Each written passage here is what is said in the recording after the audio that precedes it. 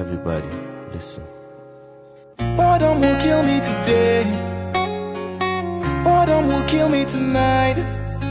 Isolation is the only way that we can fight. Ina son fita dan gida babu daɗi. Naje nan, naje can, naje wajen mai gadi. Na buga game, then everything is lame.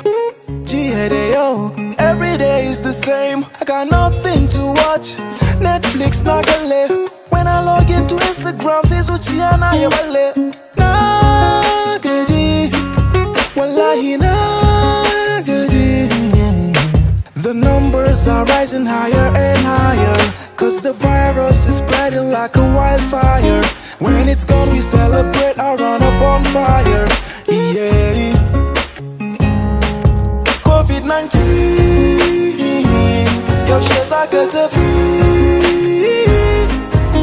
Quarantine, yaushe zaka tafi? Yeah, people are dying. It is true, ba lying.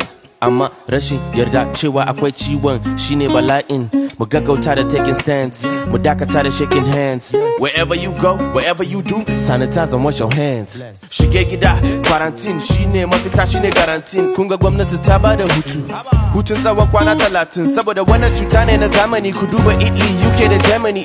Ka ku dauke shi da wasa da har yanzu ciwon bai da wani magani. In baka ji yanzu ka zama camely, taking economies, friends and family. So many people are going through agony. God, save us from this calamity. Yaushe zaka tafi? Quarantine, yaushe zaka tafi?